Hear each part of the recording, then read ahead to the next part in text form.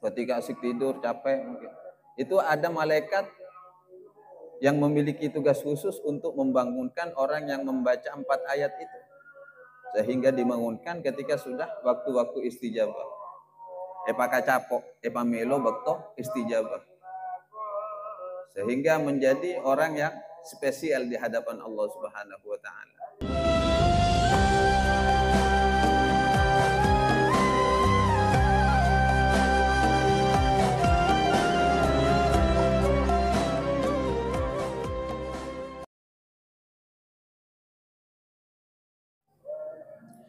Bismillahirrahmanirrahim. Wa qala aydan, dan Imam Sufyan Ats-Tsauri juga berkata, idza kana awwalul laili, apabila sudah masuk pada awal permulaan malam, yunadi munadin, maka berseru atau memanggil petugas-petugas yang memanggil, artinya malaikat-malaikat, min tahtil arsy, dari bawah arsy. Ketika permulaan malam sudah masuk, maka malaikat-malaikat yang bertugas memanggil, dia akan berseru dari bawah arsy. Apa seruan mereka para malaikat ini? Ala liyaqumi, ala liyaqumil abiduna.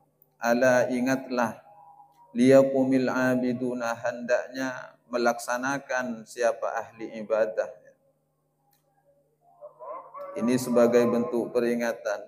Jika kita mengaku ahli ibadah, orang yang mengabdi kepada Allah, hendaknya menegakkan apa yang menjadi perintahnya Allah Subhanahu wa taala. Fayaqumuna, lalu para ahli ibadah pun berdiri, wa yusalluna, dan melaksanakan salat mereka, masya Allahu, dengan izin Allah taala. Thumma yunadi munadin fi syatril laili, kemudian ada seruan lagi fi syatril laili, pada pertengahan malam. Malaikat berseru kembali, memanggil-manggil kepada ahli ibadah di pertengahan malam. Masuk tengah malam ada seruan lagi. Apa seruannya? Ala liyaqumil qanituna, hendaknya orang-orang yang khusyuk. Qanit itu maknanya orang-orang yang khusyuk, bukan sekedar ahli ibadah, tapi melaksanakan ibadahnya secara khusyuk. Ala liyaqumil qanituna, hendaknya orang-orang yang khusyuk melaksanakan perintah. Fayaqumuna, lalu mereka pun melaksanakan perintah itu, wa yusalluna, dan melaksanakan salat, ila sahari, sampai pada waktu sahur, kira-kira sampai sepertiga malam akhir. Ini ciri-ciri orang yang khusyuk. Fa idza kana saharu, apabila telah sampai kepada waktu sahur, nada munadin, ada seruan kembali. Nada, maka memanggil, munadin, siapa orang yang memanggil, artinya malaikat berseru kembali. Ala liyaqumil mustaghfirun, hendaknya orang-orang yang mau meminta ampun melaksanakan perintah, menegakkan salat malam. Fayaqumuna, lalu mereka pun melaksanakan perintah atau seruan itu, wa yastaghfiruna, dan mereka pun meminta ampun kepada Allah Subhanahu wa taala.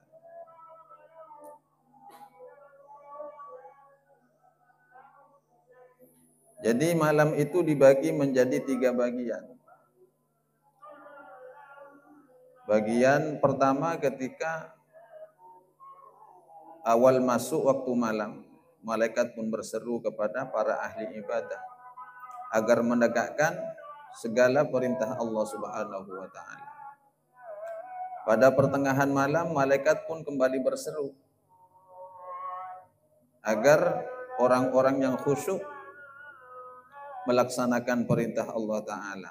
Sehingga orang-orang yang khusyuk akan bermunajat kepada Allah Subhanahu wa taala sampai masuk waktu sahur, sepertiga malam akhir.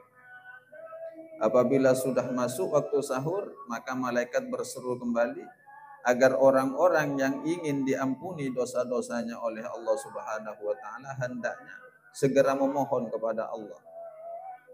Jika ingin mendapatkan maghfirah dari Allah Subhanahu wa taala, maka sepertiga akhir dari malam itulah tempatnya. Fa idza tala'al fajru, lalu apabila sudah terbit fajar, masuk waktu subuh ini, nada munadin, lalu malaikat pun berseru kembali.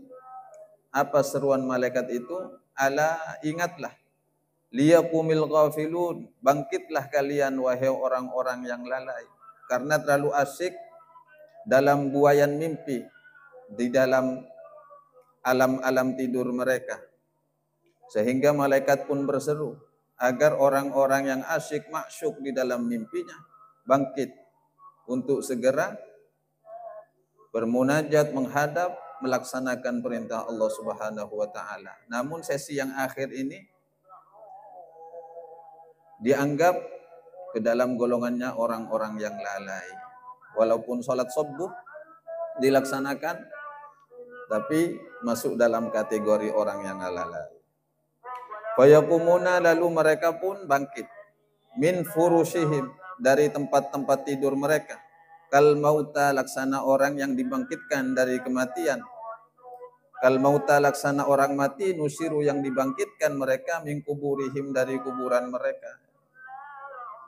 Jadi orang yang terlalu asyik tidur semalam penuh, walaupun bangun pada waktu subuh, waktu fajar bangun untuk melaksanakan subuh, malaikat itu menyebutnya bukan orang ahli ibadah, bukan orang yang qanit, orang yang khusyuk, bukan orang yang mustaghfirun, orang-orang yang meminta ampun, tapi dianggap atau diserukan sebagai orang-orang yang lalai.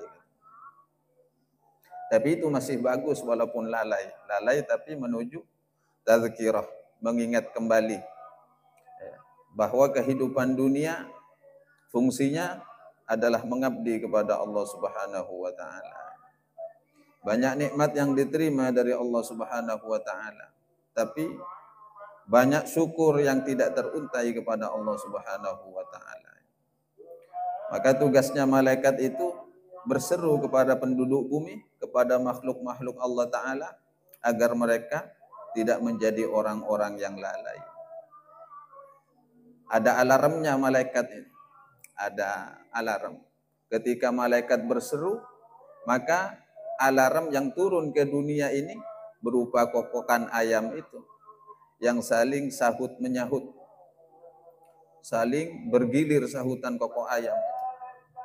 Wakila, bahkan ada dikatakan dalam satu riwayat, di bawah arsy itu ada seekor ayam jantan yang berwarna putih. Tapi ada yang mengatakan, para ulama itu juga, bahwa itu adalah jenis malaikat. Yang dimana ketika malaikat yang seperti wujudnya ayam, ketika berkokok di bawah arsy, maka ayam-ayam yang di dunia juga ikut berkokok. Itu sebagai tanda atau alarm bahwa di sanalah Allah membuka pintu-pintu rahmatnya, sehingga siapapun yang berdoa kepada Allah Subhanahu wa taala pasti akan diijabah, dikabul setiap harapan yang dipinta kepada Allah Subhanahu wa taala. Ada doa yang istimewa dari Kanjeng Nabi Muhammad sallallahu alaihi wasallam. Jika ingin mendapati waktu-waktu yang istijabah, ketika akan tidur, usahakan baca 4 ayat dari akhir surat Al-Kahfi. Innal ladzina amanu wa amilus solihati kanat lahum jannatul firdausi nuzula khalidina fiha la yabghuna anha hiwala. Qul law kana al-bahru midadan li kalimati rabbi lanafidal bahru qabla an tanfada kalimatu rabbi walau ji'na bimithlihi madada. Qul innama ana basyarum mislukum yuha ilayya annama ilahukum ilahu wahid Faman kana yarju liqa'a rabbih falyamal 'amalan shalihan wa la yusyrik bi'ibadati rabbih ahada. Jika setiap akan tidur membaca 4 ayat dari akhir surat Al-Kahfi ini, maka akan dibangunkan oleh Allah pada saat-saat istijabah itu. Ketika asik tidur, capek mungkin. Itu ada malaikat yang memiliki tugas khusus untuk membangunkan orang yang membaca 4 ayat itu. Sehingga dibangunkan ketika sudah waktu-waktu istijabah. Epa kacapok, epa melo bekto istijabah. Sehingga menjadi orang yang spesial di hadapan Allah Subhanahu wa taala. Karena dalam waktu malam itu, waktu yang istijabah tidak panjang. Mungkin berkisar hanya 1 jam atau setengah jam saja. Jadi hanya orang-orang yang dipilih oleh Allah untuk mendapatkan waktu-waktu yang istijabah itu. Nah, ketika doa ini, ayat ini, yang 4 ayat ini dibaca, insya Allah, Allah akan memberikan kepada orang tersebut meskipun orang tersebut terlelap dalam tidurnya. Ngutus malaikat untuk membangunkan orang tersebut agar ikut berdoa kepada Allah Subhanahu wa taala. Selanjutnya, ayyuhal waladu, wahai anakku, ruwiya diriwayatkan fi wasaya Luqman al-Hakim, di dalam beberapa wasiatnya Luqman Hakim libnihi kepada putranya, annahu bahwasanya Luqman Hakim qala telah berkata, la yakunanna addiku akyasa minka, jangan sampai ada addiku apa ayam jantan, akyasa ialah lebih cerdas minka darimu. Jangan sampai kamu kalah dari ayam jantan, kata Luqman Hakim. Masa kalah cerdas kamu sama ayam jantan? Maksudnya apa? Kamu jangan sampai kalah cerdas dari ayam jantan. Yunadi bil ashari wa anta naimun. Yunadi, ayam jantan itu terus berkokok bil ashari pada waktu sahur sepertiga malam. Wa anta naimun, sedangkan engkau terlelap dalam tidur. Kamu kan kalah cerdas berarti sama ayam. Ayam saja tahu waktu-waktu istijabah. Kamu kok tidak bisa menyadari terhadap waktu istijabah, kok malah asik dalam mimpi-mimpi atau bunga-bunga tidur. Ini yang menjadi patokan. Ketika kita itu tak usah bersaing kepada sesama manusia. Kadang kepada hewan, ciptaan Allah saja kita kalah. Kamu jangan sampai kalah cerdas ka ajam ya. Mangga namun cak ojana orang kona. Mun sampai apa boleh. Takir sobuna jembelu upamana. Tak ada lah sobuna colpe ajam. Masa kalah ke ajam? Ajam itu lebih awal tidur tapi juga lebih awal bangun. Kalau kita kan sibuk dengan hal-hal yang melalaikan, yang tidak ada manfaatnya. Kalau tidak ada manfaatnya, ya lebih baik tidur. Mempersiapkan diri untuk waktu sahur bermunajat kepada Allah Subhanahu wa taala. Ya ayam demikian itu. Ketika sudah ghurubus syamsi, terbenam matahari, ayam sudah siap-siap tidur. Tapi tetap ingat waktu ayam itu. Pertengahan malam, sepertiga malam, sampai tulu'ul fajri, sampai terbitnya fajar. Terbitnya fajar itu bukan terbitnya matahari. Terbitnya fajar itu masuknya waktu subuh. Di sanalah ayam itu akan berkokok untuk terakhir kalinya pada malam itu.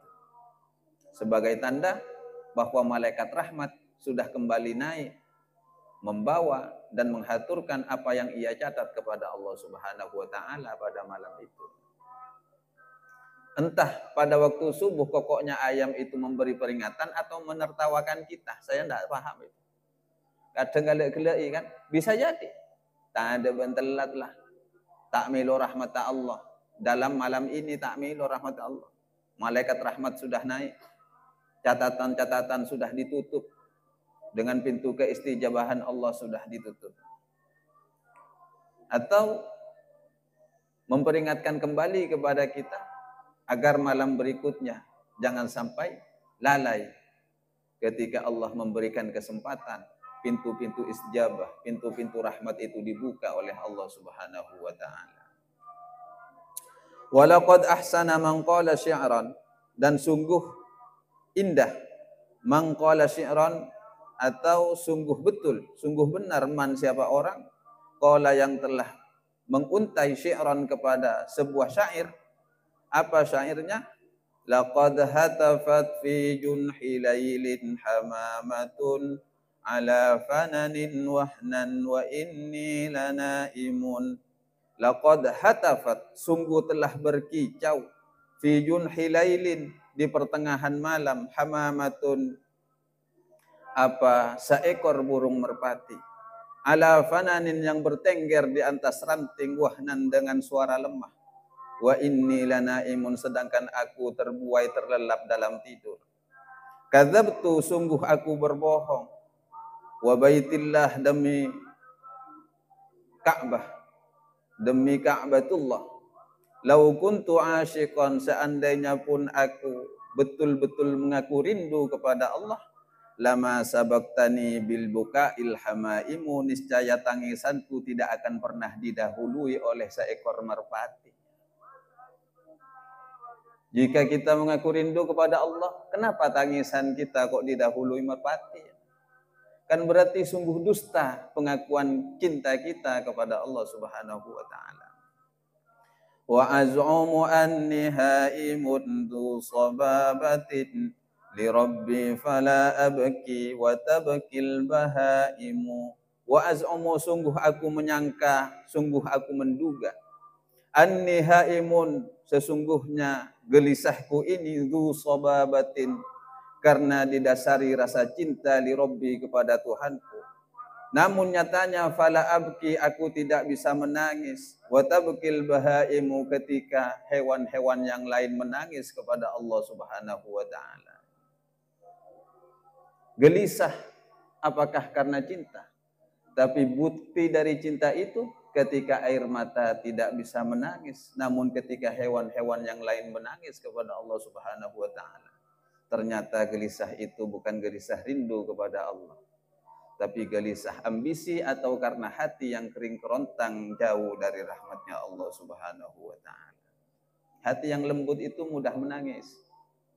Walaupun tidak keluar tetesan dari kedua mata, tapi hati akan menggetarkan seluruh anggota rasa. Itu sebuah tangisan jiwa, karena tangisan jiwa lebih dahsyat daripada tangisan yang mengeluarkan tetesan air mata. Jadi orang itu yang tidak menangis dengan mengeluarkan air mata, itu bukan berarti tak punya rasa cinta, atau tangisannya adalah tangisan pura-pura. Bisa jadi karena dia terlalu seringnya menangis sampai kedua matanya sudah kering dari air mata. Sehingga hanya hatinya saja yang mampu menangis di hadapan Allah Subhanahu wa taala. Coba kita perhatikan itu. Ketika tengah malam ada merpati berkicau, burung-burung berkicau, ayam berkokok di tengah malam. Ternyata kita masih terlena dalam tidur kita.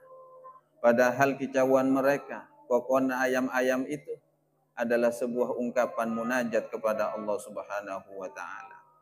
Maka akui saja, kadzabtu fi baitillah, kadzabtu wa baitillah, demi Ka'bah, demi Tuhannya Ka'bah. Sungguh saya sangat berbohong kepada Allah taala. Berbohongnya kenapa? Lau kuntu asyikon, seandainya saya betul-betul cinta kepada Allah, lama sabaktani bil buka'il hamaim, niscaya tangisanku tidak akan pernah didahului oleh tangisan-tangisan merpati. Yaitu orang mengaku gelisah karena rindu kepada Allah, tapi ketika diseru oleh Allah untuk menghadap kepadanya, kenapa kok tidak ada tangisan yang teruntai dalam munajatnya kepada Allah Subhanahu wa taala. Semoga kita senantiasa diberikan rahmat oleh Allah Subhanahu wa taala. Hati kita disiram dengan siraman taufik dari Allah Subhanahu wa taala. Langkah kita dituntun dengan hidayahnya Allah Subhanahu wa taala. Sehingga segala aspek dalam perilaku kita menjadi perilaku yang lunak, lembut demi mengharap ridha Allah Subhanahu wa taala. Ala hadhihi niyyah wa likulli niyatin salihah. Al-Fatihah. A'udzu billahi minasyaitonir rajim. Bismillahirrahmanirrahim. Alhamdulillahi rabbil alamin arrahmanir rahim maliki yaumiddin. Iyyaka na'budu wa iyyaka nasta'in. Ihdinas siratal mustaqim. Siratal ladzina an'amta 'alaihim ghairil maghdubi 'alaihim waladdallin. Amin. Ayyuhal waladu wallahu a'lam. Wassalamu alaikum warahmatullahi wabarakatuh. الكلام لو كان يبرق الحنان